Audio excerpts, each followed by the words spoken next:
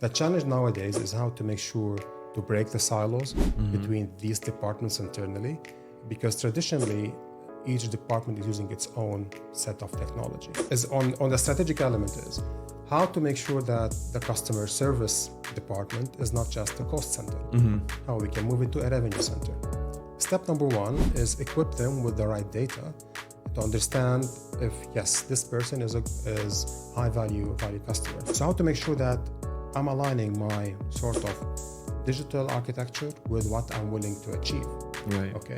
So it's very important for organizations to understand that and to act based on this particular angle. You would need to have the whole platform connected all together, not just the advertising platform, but also internally. In terms of the emails, the SMS, the push notification, all these simple things would still make a huge difference. How to make sure that every person in the whole omni-channel ecosystem is connected with the right information, the right data.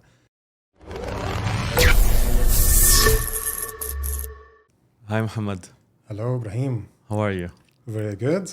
Good. Welcome to Below the Fold. Very excited to have you here. Give us an introduction. Pleasure is mine. Thank you, Ibrahim. It's great effort so far. I've listened to 9 of the podcasts so far. They're really great. I think they're adding a lot of insightful information for the industry.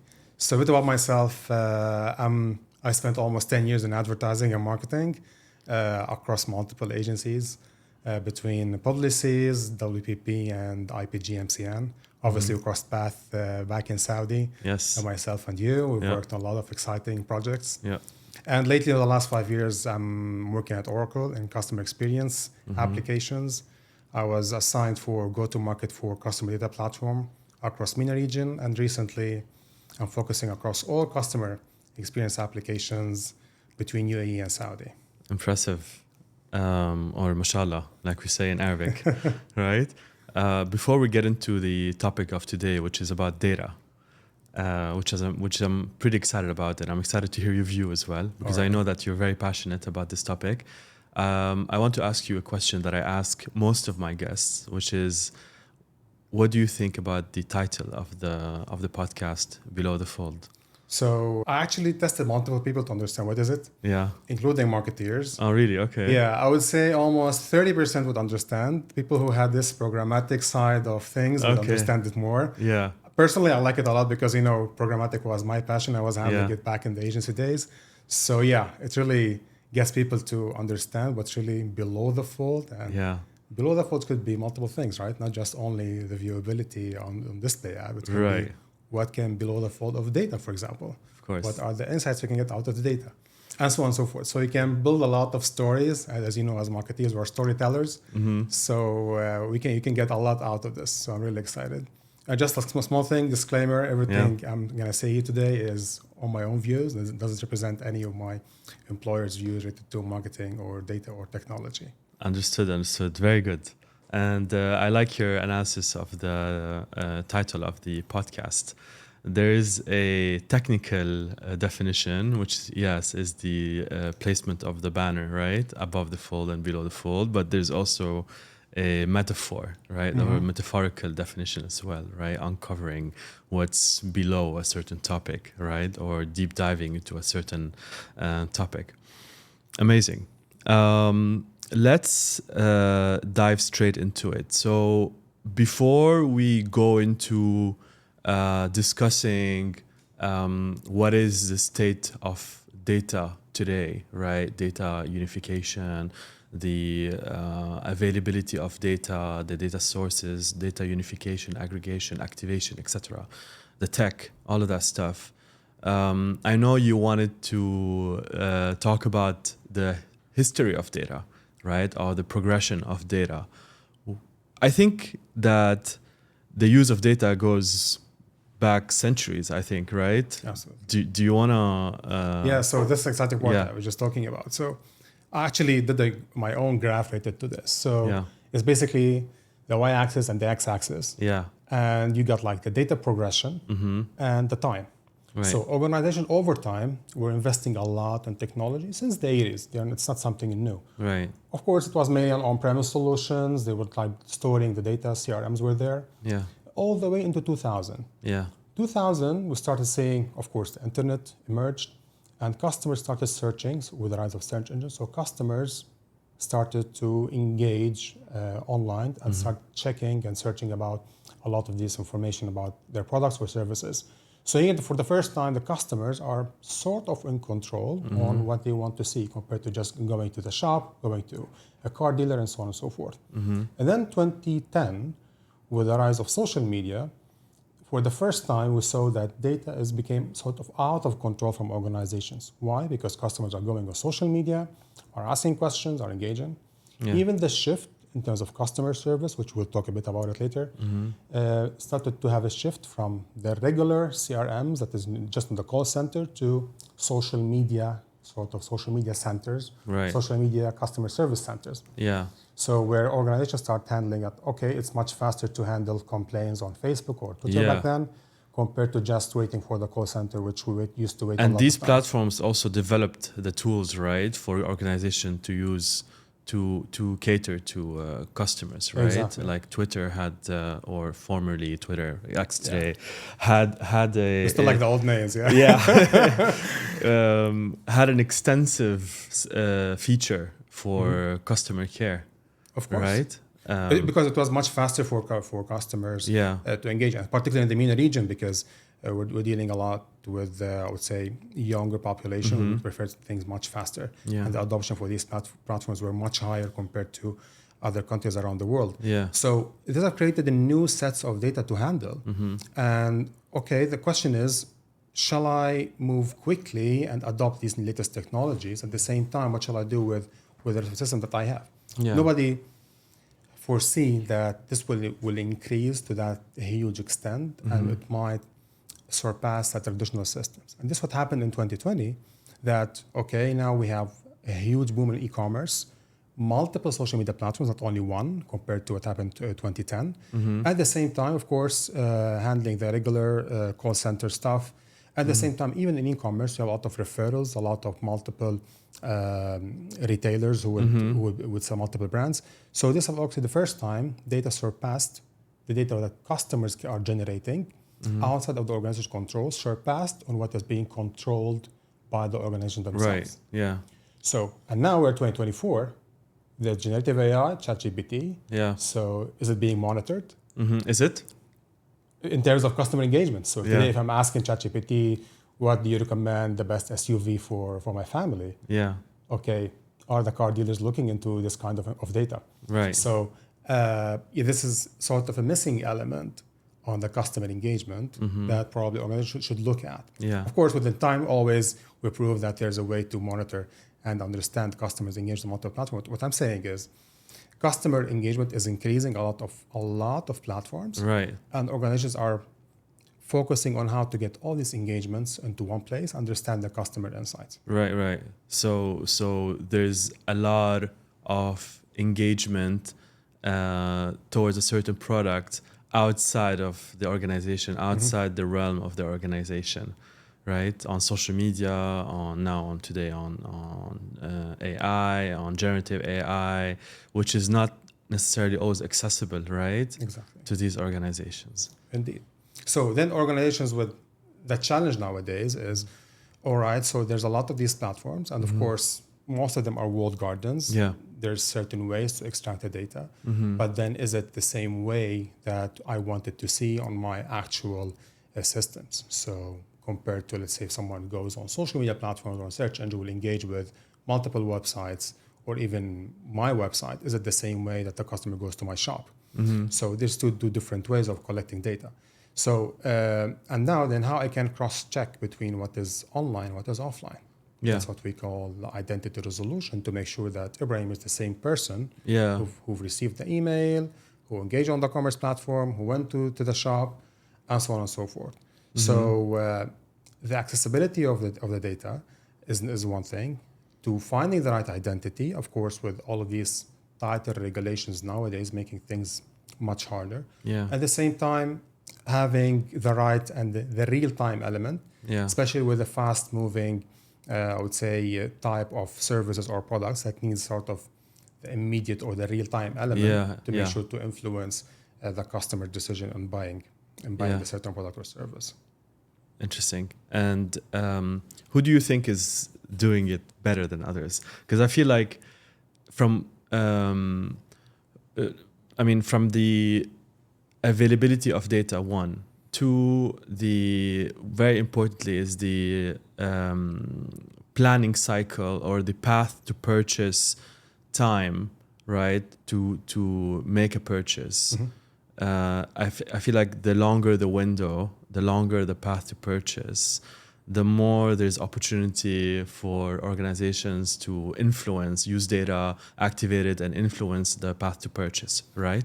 So, for example, automotive, it may take a customer, I'm just saying anything, 2 to 3 months maybe to make a purchase. So you have, as an organization, 2 to 3 months in order to get that insight and activate it and influence the decision, right? This is what you're referring to in terms of in terms of the product and the life cycle of the product, right? And how that affects, how important the real-time insight is. As opposed to, for example, another product which you need every day maybe is food, for example, a QSR brand or, a meal. You would need that, you need a instant data, right? Every hour you need the data to activate, Indeed. right? So would you say that automotive brands are in a much better place, for example? So here it depends on what we call it in multiple ways. Let's take it back to the data and then move it into the communication side of things. Is in terms of what we always advise our customers is to look into their data collection strategy. Yeah. All right. And especially for types of industries or services that you engage offline and also you do the online research or online I would say analysis to certain product. Example on the automotive industry. So I would say they're blessed a bit because it is a longer sales cycle. So I would say the real-time element, not all the time, but the majority of the sales cycle is not that efficient or that, I would say, not efficient, not that crucial compared to, let's say, more hardcore B2C, like of retail or QSR and so on. Okay. So on that case, what we actually take the B2B sort of analysis or B2B approach on account-based marketing and apply it on the likes of the automotive because it is a longer sales cycle. It needs also a lot of human engagement, not also to forget that, because the salespeople still will have a lot of influence on the buying decision, on the way they present, for example, the features, how it can help. For example, if it's a family SUV, then there are multiple stakeholders who would make the decision. So the human element, how to fuse the human element within the marketing communication overall to influence the decision. And also how the marketing and the content that is being presented or showcased to the certain family or the certain person would be influenced based on what I've said, for example, in the car dealership. So all of this would make a huge difference. And then when it comes to B2C, of course, there's a lot of pressure on them in terms of how to make the data first of all unified, and second, the prediction element or the product offering or the product offering engine to be much smarter and very efficient and very straight to the point when it comes to the actual buying behavior, what's actually going to influence me to buy this certain product. So I would say on the B2C, the bar is higher. And for organizations, they need to really get things into control when it comes to in terms of data unification. And also when it comes to the actual offer generation for certain customer group levels. Whether it is customers who bought this, more likely bought this, or we, based on your buying behavior, we recommend if you try this, and so on and so forth. So there's a lot of insights and analysis can be grown. And of course, there's always the A/B testing, right? So a lot of testing that would benefit organizations. And probably with these certain offers, they can unlock certain insights that they didn't know about their customers. So this is more or less between what we call it a longer sales cycle and the shorter sales cycle, and how data would play a crucial role, or in terms of how they can connect the dots internally in order to make sure to deliver, I would say, the customer experience that is personalized to influence the buying decision. Right. And what would you say are the some of the prevalent metrics today that are utilized when marketeers leverage data and speak this language and implement the Martech technology, and identify opportunities, moments, or I guess high value segments. Is it? Are we still talking about lifetime value? Are we talking about a life cycle? Are these still valid today? They are still valid, of course, Yes. because to certain organizations, so it's very important to understand how the organization or the customer the client that we're dealing with, how they're structured internally, on what each department has its own KPIs. Of course, to the CMO and to the CCO, of course, sales and targets are extremely important, and that's of course the number one objective. Metrics Why, and objective, of course, yeah. Yeah. And then when you look into, for example, customer value management teams, Yeah. who just their main KPI. It's not customer acquisition. It's not how to grow the value of the customer. So Right. customer lifetime value, customer value management is very important for them.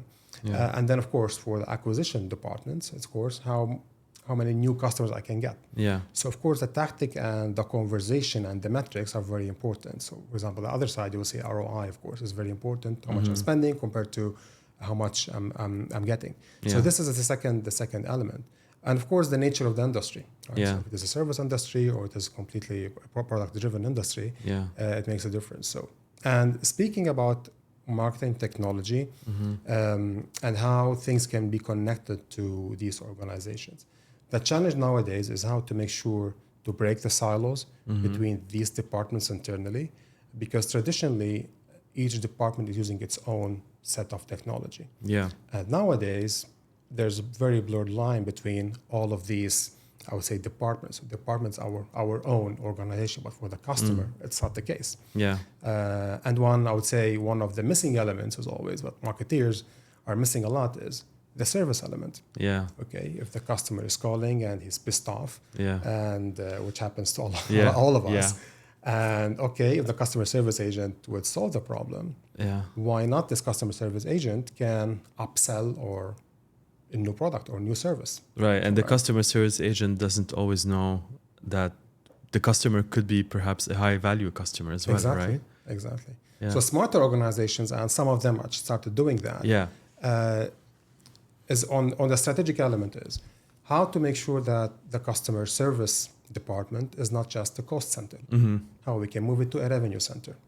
Moving it to the revenue center will take multiple steps. Step number one is equip them with the right data to understand if, yes, this person is high value customer.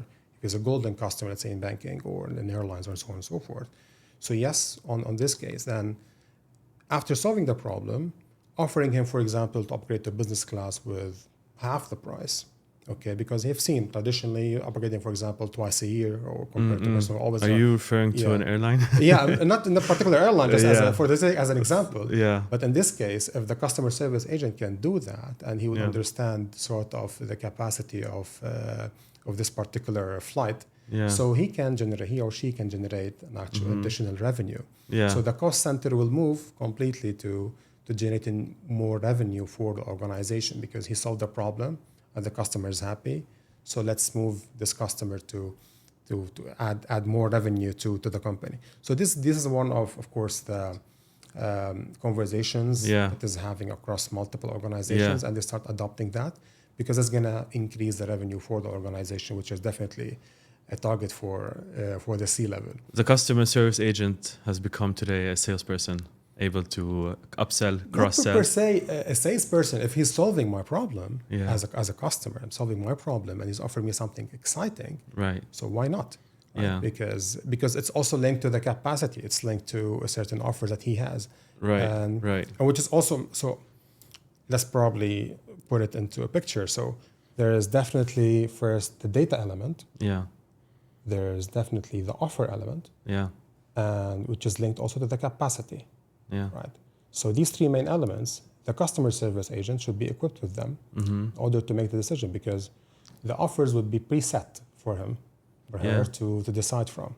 Okay. And accordingly, after the customer is happy, then okay, I solved his major problem. Then let's move him into a certain service, which going to look like more that as a complement. And at the same time, he is generating revenue, and it's linked to the capacity management, or Right. to call it the revenue management. But the data is very important in order to make the offer relevant, Of right? course. Or irrelevant. That's why it's linked together, because Yeah. offers will not be smart unless it's reading from the historical data. Yeah. And it doesn't know who, for example, Ibrahim is. Yeah. And he's made multiple decisions before. Right. And then I will offer him this particular offer. So data today is changing the role of customer service agents, right? Indeed. And which is brilliant, I find. Are there any particular industries, sectors that are doing this more efficiently? Would you say, you mentioned upgrade to business class, so I feel like you're referring to the airline category. Because it's closer to our heart, so the airline, would you say the airline category is a industry that is doing this a bit better than others? Maybe automotive as well? I would say, probably you'll be surprised, I would say in terms of customer service, it's my own opinion, and particularly in the MENA region, I would say governments are setting the bar really high. Because if you look around the world, and especially for people who come new to Dubai, they will say, okay, we're really shocked in terms of the governmental services. Yeah. So absolutely. I would say governments, especially when you have a leader with a vision, set the bar really high for the government to have an excellent customer service. And then for the other industry, for the regular commercial industry, they need to follow. So this is unique, for example, to Dubai and to the region, that governments are setting the bar really high on customer service. And if you really look deep, it's all linked to the data as being unified and cleansed and available to be used. So then, of course, other industries I'll follow. I would say this particularly unique to Dubai and to this region. And then, of course, when it comes to for industry that is very customer service intensive, right? So this would vary a lot, of course, between them. And depending on the ecosystem internally and how they can help their customers to be satisfied and to have a great customer service. Right. And so knowing, or from your perspective, being on the forefront of who is adopting these technologies, right?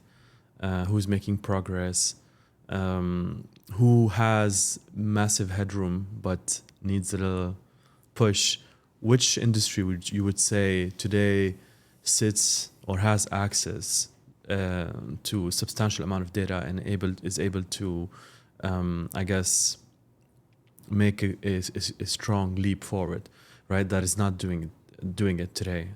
Yeah, I would say I would just take from David Rogers in his book Digital Transformation. He spoke. It's more about the strategy more than technology adoption. And that's in general across the technological landscape. What we see mainly is that organization it's not mainly a challenge of adopting technology, rather than knowing how to use it, and for particular use cases or for the full view. Of course, and I'll speak a bit in details about the technological availability, and especially in marketing technology. But of course, in the last 10 years, we've seen a huge leap in terms of the number of available applications or systems. So, we all know the Loomescape of Martech.org.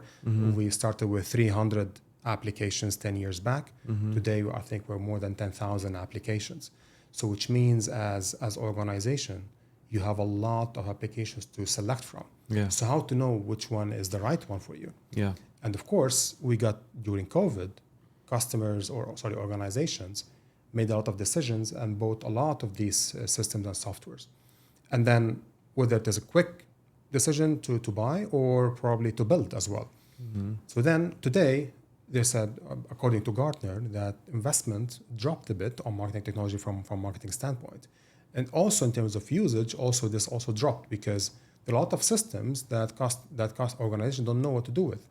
Because it's very important to understand that in any technology, always do what we say, part of the 7 habits, begin with the end in mind, right? Because these SaaS solutions would increase and would be developed and would be adding a lot of features. So some of these solutions have more capabilities. So other solutions will not be used later on. There's a lot of examples about this. So how to make sure that what I have as a marketing technology architecture that really fulfill what I'm looking for. And of course, there will be a lot of development. Of course, new stuff will come in, and new technologies will emerge. So how to make sure that I'm aligning my sort of digital architecture with what I'm willing to achieve. Right. Okay. So it's very important for organizations to understand that and to act based on this particular angle. What would you say are the barriers today for an organization to invest in Martech? Is cost one of them? Perhaps today, I can understand that some of the costs of acquiring the Martech is pretty high for some organizations. Perhaps another one could be the qualifications of the staff, right, operating this tech. What do you see today from your end? I would say understanding the value of what this marketing technology will bring on the short run and also on the long run. Right. So if we're looking into data intensive, I would say marketing solutions, if I would really understand what source of data do I have as an organization and how I can use it moving forward, then the investment is just a number, because the value or the ROI that I will get out of this is really, really high. Yeah. So especially if I'm looking into multiple elements compared into just the regular, I would say, for example, advertising use cases. If I start looking into things like identity resolution, matching online to offline. How I can, for example, one of the main challenges, okay, I bought something, but I still see the ads for it.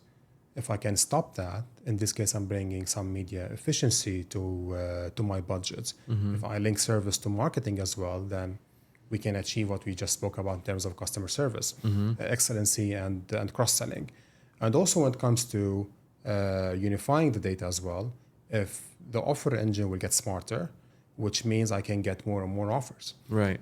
So in this case, we can understand and we can get the value out of whatever investment I'm doing. And also, it always depends what already I have in hand and the nature of the industry. Because what probably works for customer X doesn't work for customer Y. At the same time, one of the important elements probably in the marketing, it's not being talked about a lot, probably as a technology person I'm saying, is the integration between these systems. Right? So you'll be surprised for just customer service, there are 2 or 3 systems being used. So how to make sure and each system is doing one particular thing. Right. Wouldn't you say that it's a question of maturity as well? So organizations need to have reached a certain level of maturity before bringing in the stack. Of course. So you have a lot of organizations that have not plateaued or are far from plateauing on digital marketing, as a broad space, whereby they still have they could still create an uplift from investing more in digital marketing before bringing in Martech, right, as a priority. What do you have to tell to these people? Indeed. So it's actually an interesting point, because what we're seeing is, and this is a personal view, of course, that in terms of investment on advertising, versus investment in terms of time and money compared to what you invest on marketing technology is pretty low. And personally, I'm seeing this a lot with a lot of organizations. And sort of the call out for marketeers is, okay, and actually I will quote, me and you, we've made this mistake before. I'm not sure if you remember when. No, please enlighten me. Enlighten me. So as marketeers, I don't do both mistakes, of us, I learn. So both of us, if you recall, when we used to launch campaigns for our customers, that looking for their own customers, we actually spent a lot of time trying to build all of these segments across multiple platforms. Okay, I found the right place, the right recipe, I would say. But in reality, the answer was exactly just next to us. It was just, Mr. Customer, if you can just connect whatever you have on customer data, Yeah. connect it to the online platforms, Right. and let's target these customers over there. Yeah. And of course, if you can build these particular segments or make it much smarter through whatever technology that you're using. Yeah. So, and this still, and to a certain extent, still being applied today. That and here the agencies are doing a lot of great work when it comes to trying to find the right segment, while how we can connect whatever the agency effort is doing Right. to whatever the customer internally has a lot of data. Yeah. Is So- it? But before we get to agency, about this mistake and the solution being right there in front of us, is it that straightforward? Like, yes, we could have used the client's data, but they also need to have collected this data, right, and stored it properly, like in a consistent way. And activating this data on these platforms also has its nuances, right? These platforms request the data in a certain way, in a certain format, right? Emails, numbers. Could you maybe elaborate a little bit more, like what's the complexity or It's a simplicity? fair point. Yeah, fair point. Exactly. I'm just making it as, Yeah. as an example. Yeah, So- yeah, it's okay. No, So, but for our listeners also to yeah, learn, exactly. So yeah. one of the main challenges, even I would say, with the very basic aspect of data, and this subject have been talked about for the last 20 years, Yeah. is data cleansing. Yeah, So just to understand that, for example, Ibrahim nowadays is 3 or 4 Ibrahims in a lot of organizations' Right. systems, yeah, because they themselves adopting multiple technologies across the years. yeah, So you, for example, have multiple emails, multiple phone numbers, and so on and so forth. yeah, So these projects took a lot of time for organizations to do yeah, before the rise of the internet, before the rise of CDPs or DMPs, and so on. Yeah. So this topic is being discussed, it's still being discussed internally across the internal systems. yeah, So this was one of the main barriers, I would say, to for us to do our job better. yeah. So this is a very important topic for both marketers and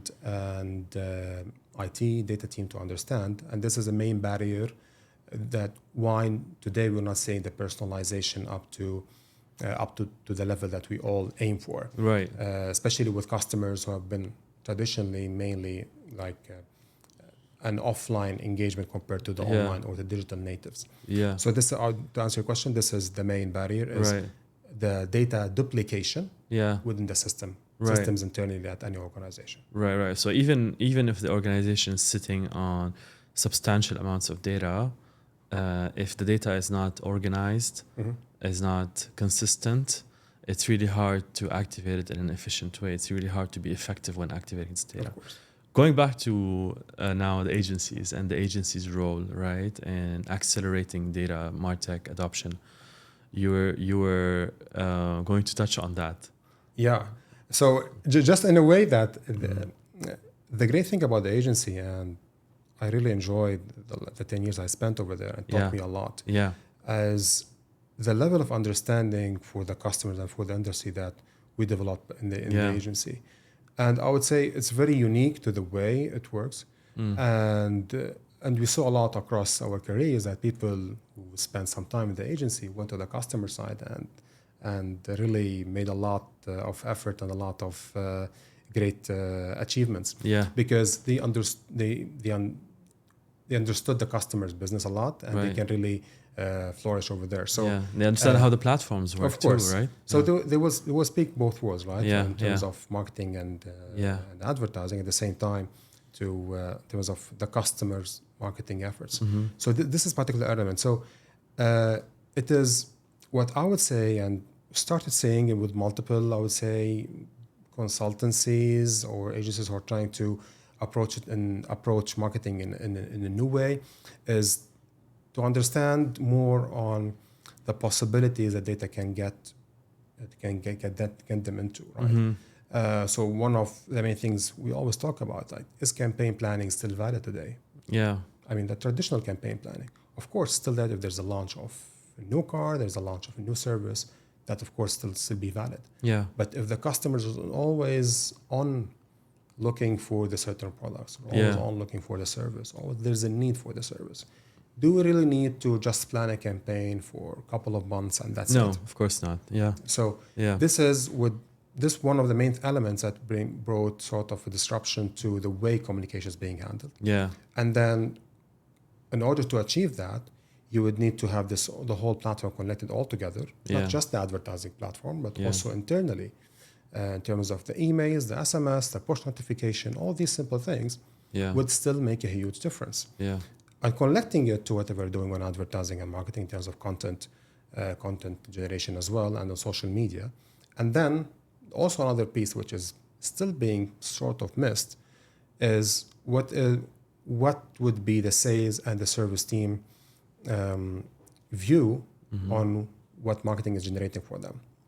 One of, for example, of the use cases we always talk about, that if a person walks into a showroom or to a particular, let's say to a particular store, the person would understand that Ibrahim was looking to 1, 2, 3 service 2 days back. Or if you're an automotive showroom brand, Ibrahim has viewed 20 hours of content on this particular model, and he is showing high level of intent on or curiosity on what is the exhaust pipe made of. And so that this is a huge opportunity for the showroom manager or the salesperson to highlight or talk about this topic, right? Of course. It can be an icebreaker, first of all, and then the conversation can be much more insightful, much more, I would say, exciting for both the salesperson or for the customer himself.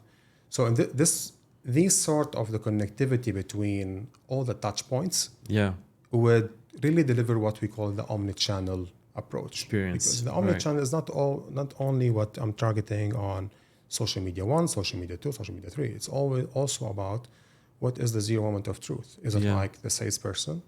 And you'll be surprised how much the sales effort still had a lot of influence in terms of the buying decision. So how to make sure that every person in the whole omni-channel ecosystem is connected with the right information, the right data, and then in order to make the right decision and deliver the right offer so the customer can make the decision and purchase what they're looking for. Yeah. Let's switch gears a little bit. And I'd like to challenge you. All right. Why did we start calling it CDP, not DMP? Whereas essentially it's the same thing. Is it what they say? It's a marketing fad. So I always get this question all the time. So of course, I mean, DMP was a technology that emerged part of cookies. So just to explain to the audience about that. Yeah. And of course, what happened with a lot of regulations stopped the cookies to be available across a lot of browsers. And then the shift happened from the cookie driven, I would say, communication to more identity driven communication. So in this case, I would know Ibrahim only if Ibrahim consented for me to actually target him or to have him in my database, whether you're an anonymous user or an actual customer. So this is the main shift that happened, regardless of technology. Technologies will always come for a certain period of time and then they would leave.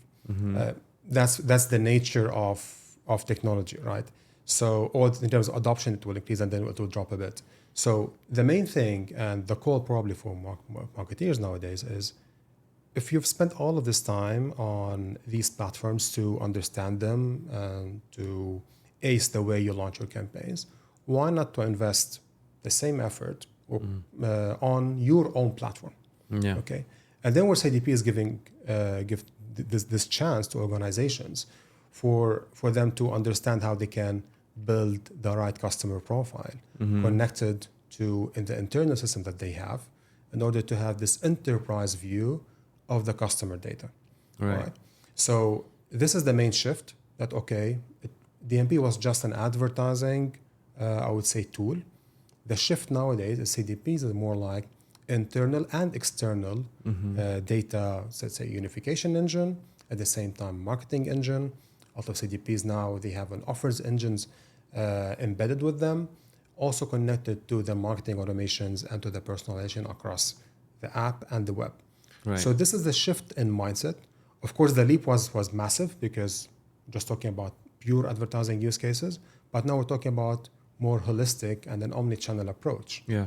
And it's not something quick. So of course, DMPs, we've seen a lot of people would implement it in a short period of time. But for CDPs, it is an ongoing journey. It doesn't stop. Because once I connect the marketing solutions, and let's say the website, the app, and the CRM, but then I have to look into other solutions. For example, the data team who've been investing in the data lakes or data warehouses. So I can connect the sets of data and start building that. Also, at the same time, the data science team building all of these models of prediction. How I can bring these models into the CDP that can help me and help my team to get better offers or send more personalized communication. Yeah. So this is the shift between the DMP and the CDP. It's a shift of mindset at the first place. And of course, the possibilities of technology that would allow me as a marketeer to have a lot of offers and a lot of engagement across an omni-channel approach. So basically the opportunity to be always on, to be omni-channel, always on, as opposed to just advertising, always on. Exactly. Right? Being always able to customize the experience to the end user, even when he's in the showroom or through the notifications of the app or through emailers, but not necessarily just paid media. Indeed. And I'm just interested to know today who is mostly invested in this, because we both know that there aren't many advertisers or brands that are always on advertising, even though the signals are there, right? You can see the demand, the intent, the in-market segments, etc., that can justify an always on, and yet we don't see that. So I'm just intrigued who has taken an always on to a 360 approach. In terms of, so there are two folds to this question, right? So there's above the fold, the one that we see as as consumers or customers, and there's the below the fold, right, where a lot of customers, organizations are investing a lot in their data unification. Okay, but probably we're not seeing it. It's not seen in terms of advertising. Right. Okay, and this is, I would say, the hardest point. So this is probably linked to the data lake or the data efforts in terms of the enterprise data approach. Because customers are centralizing the data internally, and then they will take it to the communication part. So this is sort of what's happening now in the industry, that how I can balance these two, and how I can get whatever I can get from these efforts in order to use it. So here it differs a lot between industries, of course, and where do we actually see it? Because sometimes we don't see it at all. Sometimes we just receive a phone call of an actual recommendation that actually really makes a lot of sense. Right. And in this case, I'll make the decision on the spot. While sometimes I get all of these emails and SMSs and notifications, and what we call it a sort of fatigue analysis of how many messages I'm seeing as a customer, and when's the right time to stop them, right? So here, I would say above the fold and below the fold, there's of effort between these two projects, and based on the industry, of course. Okay. And question, I might catch you off guard with this one. Okay, please. When I see an ad on social media and based on a discussion I had with a friend, is this because the data is being managed and activated properly, or is it something else? I would pass on this. It depends. Okay. It depends a lot. Fair enough. There's a certain element of prediction. It can be done through technology. Right. Others, I would say you can ask the other. Ask the platforms themselves. Cool. Great. Wonderful. It's been great having you here. Any parting words? Maybe also give the listeners maybe some tips where what can they explore in terms of resources to expand their knowledge on data. Yeah, that's an interesting. Pleasure is mine, Ibrahim. I really enjoyed the talk. So first thing is to make things very simple. Technology is here to help us more than it's here just to make it something that's really hard to understand. And with all technology vendors, there's a lot of, whether it's training, certificates, or also there's always a help button that can help us to reach the actual objective of whatever solution. In terms of course, there are a lot of resources to understand more and more. It depends what you're looking for, depending on your role, because marketing nowadays is very broad, and depending on the industry, how I can approach this. One of them, I would say, the nice books that I've read about Ask Your Developer by Jeff Lawson, the CEO of Twilio. He really breaks it down into how he started his journey as a developer, and how he linking it back to how he launched his company, and how he built this culture of digital ecosystem with the coding at its core, at the same time to make it very customer centric. So it's an exciting, I would say, story, and would make things much easier, because at the end of the day, the people who are writing the codes or writing the IT team are doing a lot of efforts to help organizations and their customers. So I would really recommend that book. Another book when it comes to the data, in particular to understand, is by Bernard Marr, Data Strategy it's called. It really lists down the types of data, the types of technologies, the possibilities that can be achieved of using this data. And it's a great book. Definitely, I would say it's a must for today's any person in a business, not only in marketing, by the way, to understand the possibilities that data can bring into the organization. Nice. And always the answer is next door. Whether it is with your data team or with the IT team. That's what we always recommend, how to work more and more in harmony, in order to achieve the best, I would say, customer experience for your customers. Wonderful. Thank you, Mohamed. Thank you, Ibrahim. Thanks really for enjoyed coming. it. Yeah. Looking forward. Me too.